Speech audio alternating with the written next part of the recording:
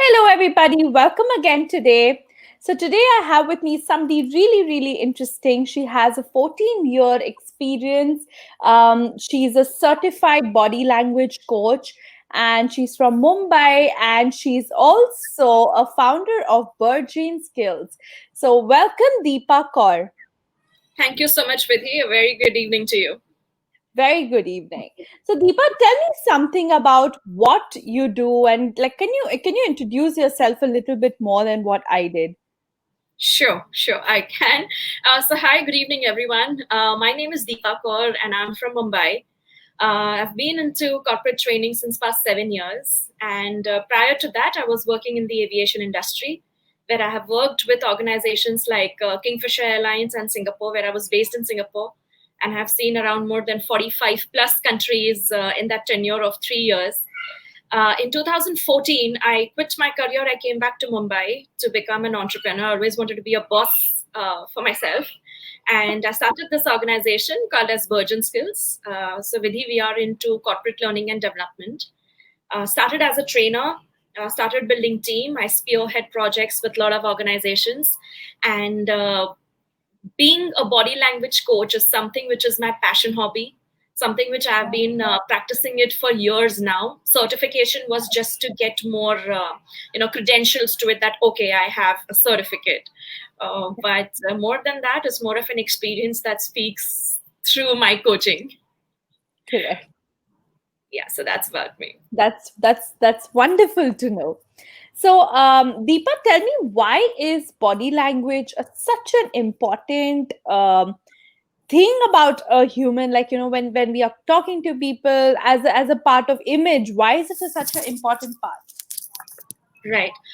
So, Vidhi, I'm glad you asked that question, because initially when I started with my body language coaching, I struggled a lot with this concept of body language, because people would take me, okay, that I'm an image consultant. I was like, no, I'm not an image consultant. I don't get into the wardrobe. I don't get into the colors.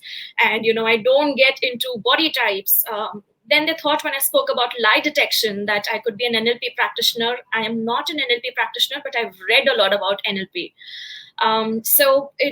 The body language comes from the biology part of it. Now, to answer your question, Vidhi, did you know that there was actually a part in your brain that decodes body language signal? Wow. Okay. Right. Second is, in a 30-minute conversation, so let's say even if I'm live with you right now, we would be giving across a close to 750 to 800 nonverbal signals. Yeah. The biggest irony is none of this, okay, I'm going to give you a few seconds to digest that fact.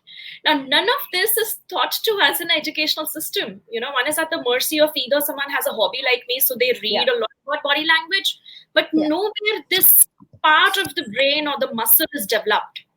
Yeah. Right? And we just have certain labels in mind. Agar usne aisa kiya, if this person has done like this, it's a truth, it's a lie. Oh, I believe like this and I believe like that, but what's the truth, right? Yeah. Now, why body language is also important, I'm a very big fan of Sigmund Freud, and he says that no mortal can, keep a secret. So if he's keeping his lips shut, he would be probably chattering with his fingertips. So there's a lot of juicy information that, a lot of us focus on what we are going to say and not on how we are going to say it. And we are just letting go of this beautiful information that happens during a conversation.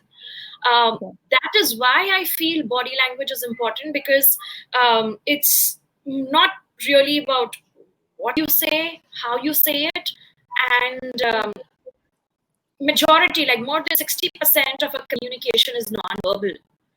Right? We just express very few percent through our words. Yeah. It's my voice modulation. It's a little bit to do with my grooming, my appearance, and a lot to do with how I come across. Because when probably we move on later, I would be able to share at the right time that why does this happen. Absolutely. In fact, I still remember when I was in Australia in school, I recall one very incident that we had a PTA meeting, and it was just my first year there, and it was the first PTA meeting, and my mom was called in, and over there they give you like a very detailed report. They don't talk about your education; they talk about everything else. And that Okay. was the first time ever the teacher told my mom that she needs to work on her body language. And I was so confused in sixth grade. I'm like, what is this body language all about? Wow. And ever since then, I was always researching about it, and I was trying to understand how can I give in a good body language to people. And what was she even trying to say? I even actually went to her as a child, and I'm like, ma'am, what did you mean by that? Like, can you help me how I can improve that? And Hmm. she's like, no, no, just sit straight and have a smile on your face. I'm like, but I always have a smile on my face. So I Hmm. mean, it was interesting, like, like just that smile on your face. And I was like, how can you smile all the time in school? Like, you know, Yes. Yes. interesting. So it was interesting. And that leads me to asking you a question. Can one read body languages? Is it Uh, possible? Yes, you can practice. So, Vidhi, the way I look at the entire body language, I mean, I read a lot about it. Okay, I've read a lot of books. I've practiced them when we do training for sales, for customer centricity. I've practiced that on board. When I was a flight attendant with Singapore Airlines, meeting various nationalities, talking to them, approaching to them. There were certain common factors that always worked. It Yeah. was only later when you digged in, you got to know that can someone learn to read body language? That's yes. So Vidhi, do you practice workout? Do you work out, go to gym, or any kind of I do exercise home routine? workouts, of course, because of the lockdown. But before that, yes, I did go to a gym. Do you remember your first day at gym? Yeah, very much. How was your experience? Did you come back with a lot of I was energy and very enthusiasm? confused. I was very confused. I was very scared. Okay. Yeah, so I had all of that because for me, gymming like has this entire thing that you're going to have abs and all, and I'm like, okay, how? And it's very weird. Okay. And when you hit the gym the day one and when you came back, how did your muscles feel? I felt very relaxed actually. There was pain, but it was fun. I loved it. Right? So that was the first time you gave muscle a practice. You Yeah, felt sore, you felt discomfort. yeah, One can also learn to read body language, and it's going to be discomforting for them because you are activating a part of your brain, which is an entire muscle, to learn the accurate way of interpreting a body language. Right. So on the very surface of it, what I can actually say I can go on for 3 hours to 3 days. Okay, and I know that we have 30 minutes. So what I would like to say is yes, learn to read body language. One, you can, there are 5 C's that follow. First C is communication. Any non-verbal communication which is backed up, in congruency. So what I'm saying, and if my body language is saying the same thing, the impact of it increases by 12 to 13%. The second is context. Learn to read body language. So even you can start practicing now. You need not really read a book. So the way you really go by it is using the gut brain, the intuitive part of it. So one may label certain cues as positive and negative, but how intuitively you feel the relationship with the person with whom you are and where you are interpreting a body language, that matters more. So you can never get the context out. So for someone who is at an interview, vis-a-vis someone who is, meeting a friend, the body language is very, very different. I will interpret it according to the situation and the scenario. The third way is try to understand whenever you are trying to learn a body language, there is body language which is universal. So, for example, there are 7 facial expressions which are universal. Facial expressions will mean same in India, same in Europe, same in US. There are cultural emblems which are different. So, for example, now this namaste is a very much Indian cultural emblem, which now probably the entire world is adapting to, right? yeah. Because in the midst of this COVID, nobody is really doing that corporate shake hand. So this is the cultural emblem. You go to France, it's a natural way of greeting someone by shaking hand and probably giving a peck on the cheek. You try doing that in Asia, won't go down very well, Yeah. right? So you have to remember the communication, you have to remember the context, you have to remember the cross culturally how things are different. Last but not the least, one cannot get the consistency out. how consistent is this person with his words? How consistent are the body language and the comfort when the person is talking to you? So one can definitely learn, but just keep one thing in mind. Don't start labeling it that, yeah, this definitely means this definitely means this, because it's the entire art. And the way I look at it is, if I can interpret body language, it is in order to build relationship, make the other person feel comfortable. Totally. So a lot of times when I give introduction that, okay, I'm a body language coach and a lie detection, all my participants go like, I was like, don't worry, I'm not a psychopath. I will turn into one if I start doing that every time. So one can definitely learn, although it will require a practice with you. Absolutely. And that's so lovely.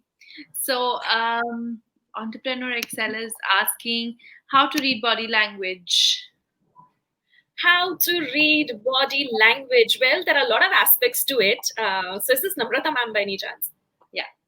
Okay. So, well, you have to, when I do my mind body language coaching, I have various aspects that we cover.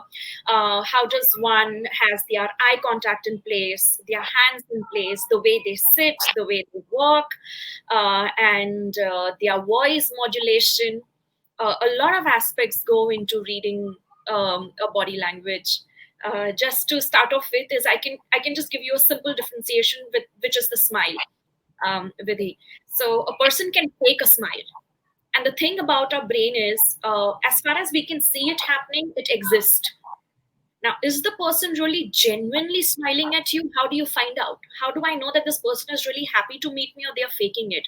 So I'll tell you how a fake smile looks like. All right. So I like to animate my faces when I'm doing my sessions. So here's how a fake smile. Okay. So I'm gonna make my face very straight.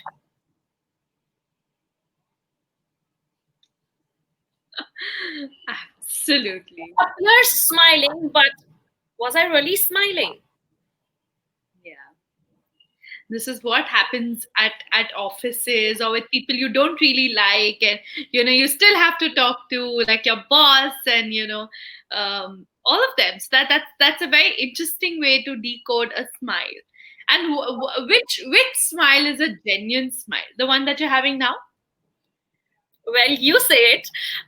So in the one where you actually show your dentures, it is one. So the statement is actually true with you. You actually smile through your eyes. Wow. Okay. So let's look at this. I'm hiding my lips to decode what a real smile is. Right. Am I smiling now? No. It's a fake smile. Yeah. You see? So one of the simple way to activate your original smile is either you have a pen next to you, or you can use your finger, whichever you feel you're comfortable is, and just try doing this. Just try doing that. You will feel a muscle activation here. Yeah. Yeah. And you will have these crow feet. This is what makes person more attractive, more attuned rather than a fake smile. So if I want to see if the person is really happy to see me, I will look into the eye of the person and not the smile, because I know that's fake. That could be fake. And the best thing is during the lockdown times, once when you're wearing a mask, even when I do a lot of call center training, participants are like, non-verbal communication, how does it make sense? I'm on the call. The person can't see me. As like the way your physiology is, it's going to activate or affect your psychology. So we all feel the difference, right? When someone just says hello, and when someone says hello, you can feel the energy, you can feel the emotion, right? You're wearing a mask. Hello, how are you? Your greetings, your handshake is actually now going to happen through this part of your face. Absolutely. So, in fact, when I was in Singapore, there used to be a lot of Southeast, Asian women. Even when they smiled, they did not have crow's feet. And one of the effective solutions for especially ladies who have this is you make that winged eyeliner. Something like when what Deepak Kaur did in 𝐕𝐢𝐝𝐡𝐢 𝐓𝐡𝐚𝐤𝐤𝐞𝐫. Yeah. That is what causes attractiveness than anything else. So here's an effective tip in order to decode whether the smile is original or fake. Wonderful. Thank you. Thank you, Deepa. Let's get to the next question that I have for you. And that is that, these days, We are having a lot of virtual sessions, and is that something that you'd recommend keeping in mind while we are doing the virtual sessions? Some body language, some cues to keep in mind. Yes, absolutely. I'm glad you asked that question, because when we look into the pyramid of communication, face to face communication is the best. Next is get on the call. And the worst one is send emails. The next best solution is virtual, and nothing really changes here. A few tips I can give is, one, have definitely a very good lighting. If one does not have a good lighting around, you can invest in those selfie lights, but just plug it around. Looking at the person very clearly, it gives a lot of satisfaction that yes, I can trust this person and this person is listening to me. Second, I see a lot of people nowadays in the webinar, when they position themselves, they are literally this close. Yeah. Or either they have their phone, so it's a smart gadget, but actually it does not make them look smart. Most of us, we use our phone probably at this angle, down. Yeah. Bring it up. You could use your tea, coffee cup or anything to, place your phone, but bring it at an eye level. So if you have a desktop like I have, wherever, no matter wherever, if I was to sit normally, like if I have a notebook and a pen here, I would be this close. But I know I want to interact. I'm going to push myself through the table, probably at half arm or a full arm distance, and I'm going to position myself. So here, you not only get to see my face, but also the upper body and my hand gestures. I see a lot of hand gestures getting devoid and people only looking. And there is an internal need for every human to see the hands, because hands, kind of indicate a lot of trust. I have nothing to harm. I'm making it to use more in an expressive way. So these are the few tips that I would give. And of course, in the start of the session, whether it's a training program, whether you're waiting for your guest to come in, or whether you're waiting for people to align, keep them engaged, just like you would do that in any other regular meeting. Have chat, have engagement, let there no be a dull period or a moment. Yeah, totally. And that's wonderful. Thank you for these tips. I'm definitely going to use them. Sure. Let's get to the next question, and that is, are there some effective tips that you would kind of put forward that we notice when we read body languages? Effective tips, right? One, don't read everybody's body language. Two, I love that. it's definitely not your spouse. Definitely no. Second, as an observation, you want to hone your skills of reading body language. Choose a person who is going to be your, so-called guinea pig. We are going to make your observations and ask them questions on how you feel.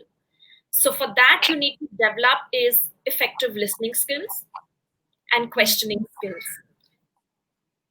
Okay. Right. So how do you make a person comfortable with you if you want to find out really about that one particular question that you want to ask? Start by asking regular questions. So what do we have for breakfast today? And this and that. And suddenly I will put in my question that I want to ask. Now if I see a behavior being wavered, okay, in a normal circumstances, this person does certain kind of gestures, which is okay, or facial expressions. When uncomfortable with any topic or questions, the body language completely changes. That's what I am going to look out for or decode. Second, get to know the person. Another tip is figure out what is the comfort language of the person. So there are a lot of people who are comfortable in their own native language. They express more. Choose to converse with them in the native language. If they are not comfortable with English or Hindi or vice versa, don't choose that language. Seek what is their comfort zone. Be interesting, build rapport, get into that zone with them, and now figure out intuitively that what are these changes that you observe, and keep on making notes. So one of the effective tips to read the body language is just collect data. Just keep on collecting data. And what is that one surprise element that you see? That will speak volumes. Wonderful. Wonderful. Let's take up this question: how to have a confident body language? How to have a confident body language? Excellent. One, smile on your face. Two, your eye contact. All Right. right. So on a very basic paradigm of a body language, right? So either it is too less. So so the way I look at it, with the body language, there's no positive or negative. It's just the way it is. But is it purposeful? Is it helping you in achieving what you want? So I can give worse of my body language when I hate a person, or when I know I don't want to get through this job or that particular interview. I know I'm going to perform worse.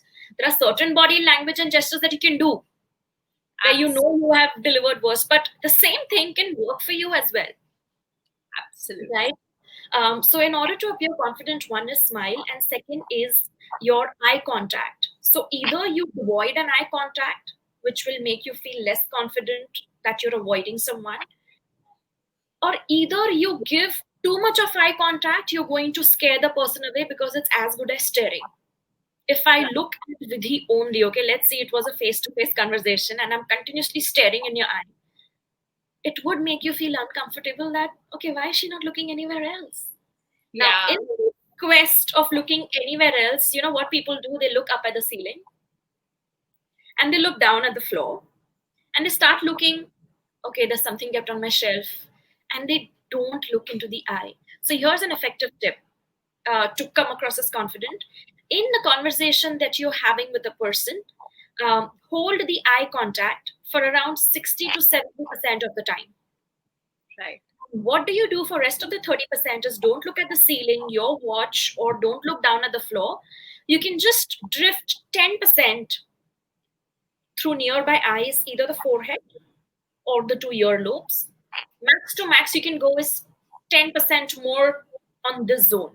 You will never look below nose area Yeah. in a professional setting. Yeah, in an absolute professional setting. So one is smile, one is eye contact. If it wasn't a COVID situation, then I would say giving a firm handshake works very well. But even if this is not there, just a smile, eye contact, and a nod is Yeah. good enough to acknowledge that own the room, and the way you walk, shoulders little back Yeah. and chest a little out, and that should be all. Nose also a bit up, but not this much up that you look arrogant, but just a little high nose works very well. So there are a lot of questions, Deepa, here, but I'm going to kind of filter it to asking this one. Let's filter some because there is another important question that I want to ask you then. Okay. Um, and the question is, what are positive and negative body languages? This is asked by Tejal. Great. I would like to explain it with an example. Okay, I have two very, very beautiful examples with me now. There was a research which was done with for there are these sports events which happen for people who are blind from birth, conjointly blind. They can't see, but they do participate in the sports activities. Now, interesting things seen in these participants who won a race or an event. Every time a participant won, they did this body language, both the arms up. Yes, won. They screamed, they jumped. Now, please remember, these people are blind from birth. They haven't seen any of the winning gestures. That means Wow. it is innate, something we are born with. And every time a participant lost a race, they showed shame. They wanted to consume as less space as they can. I want to just, be a dot in such a small world. I just want to. They Yeah, showed sadness. totally. Everything that is sad, not so confident, becomes my negative, and everything that attracts is full of energy is my positive body language. A very interesting case study which happened with he was in 1960. There was a presidential election which was taking place for the first time in the American history between Kennedy and Nixon. Now, Okay. this was first ever a presidential debate was happening on live camera, a live telecast. Now, remember it's 1960. Not everybody in America have TV in their home. After the presidential debate was over, two contrasting results came out. For everybody who saw the debate, they said that Kennedy would win.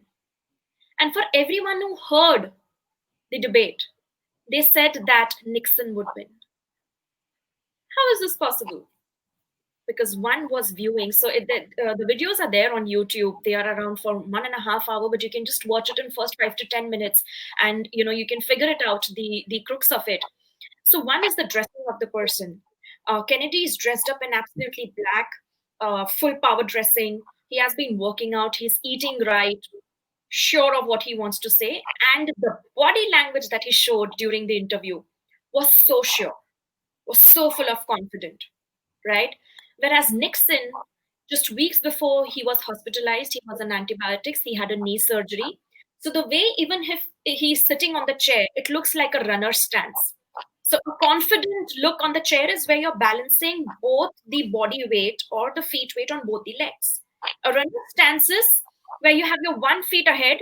So anybody viewing it, it's like, the bell is going to ring and children are just going to run out of the school, that I want to run away from the stage. And he's looking more often towards Kennedy during the interview than the audience sitting in front. Wow. So every time someone looks at Nixon, they see Nixon looking at Kennedy, and eventually everybody ends up looking at Kennedy. So there are certain positive body language cues and gestures that you can do. For example, keep your palms more visible. Don't do knuckle, don't fidget. Use hand, as a gesture, but don't use it to scratch, to do this, to cuff. Don't use it more towards your face. So that's considered as negative. I could go on and on with this, but Tejal, I hope I have given you fair enough of what is positive and what is negative. Anything that makes you feel good, it makes you appear confident, we tag it under positive body language. So one was eye contact, which I covered. Second was smile. Third is hands.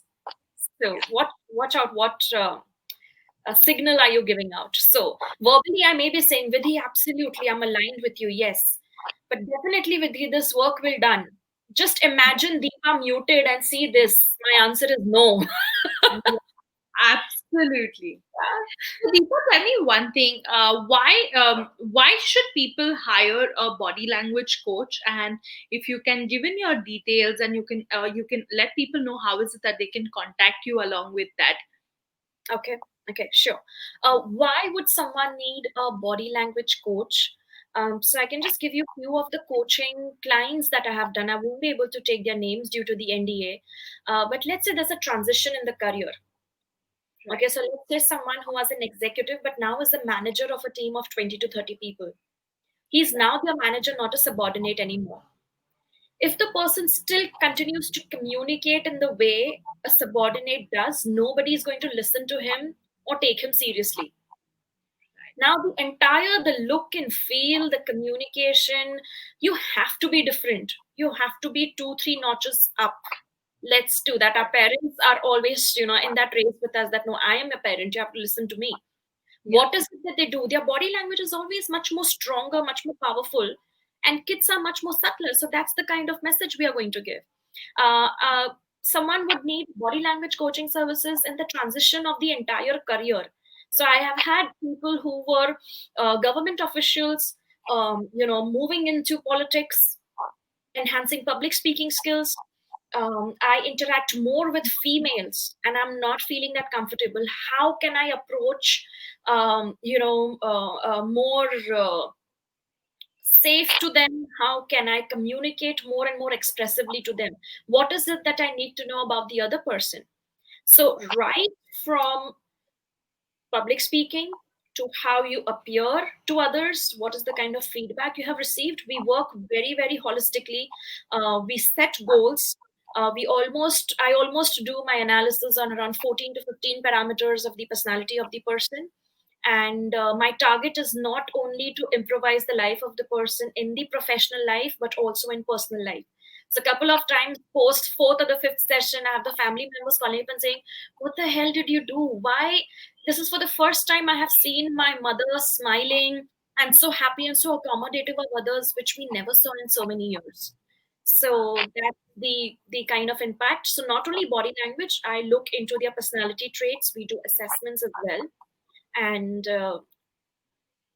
yeah, I'll actually like my work, what I do. So I have dealt with government officials, corporate executives, students, and CEOs and entrepreneurs. You're an all-rounder. Yes, I don't know. I just felt like, I mean, I've seen the content. I have been to these personality development classes with and I feel that there's still so much more to offer things in a right way and in the right manner. That if one is looking for a personalized coaching, then I guess generic stuff will not work. Absolutely. So can you, Deepa, let the audience and the viewers know how can they get in touch with you, and if they want to know more or anything, if they want to reach out and consult with you, how can they do that? Great. So my name is Deepa. However, all my social media handles are in the name of my organization, which is 𝐕𝐢𝐝𝐻𝐡𝐢 𝐕𝐢𝐝𝐻𝐡𝐢. Do visit my website to know more. And I'm also on Instagram, on YouTube, and Facebook. So I keep on sharing my daily bites or something or the other with regards to personality development. And because I always feel that it's just the top 10% that people see, that's the looks and everything, but the internal work is more of values and principles and character and your decision taking abilities. Yeah, we work in that manner. Awesome. Thank you, Deepa. And we're ready to close. Thank you for being there tonight. And maybe I'm receiving a lot of people writing in wonderful explanation and very well explained and, amazing share. And I mean, I'm constantly reading that. So thank you. And I look forward to more sessions with you in the future. Certainly. Thank you so much, Vidhi. Thank you so much, viewers. Please take care and have a lovely week ahead and be safe. Yeah. Thank you. Thank you. Bye-bye.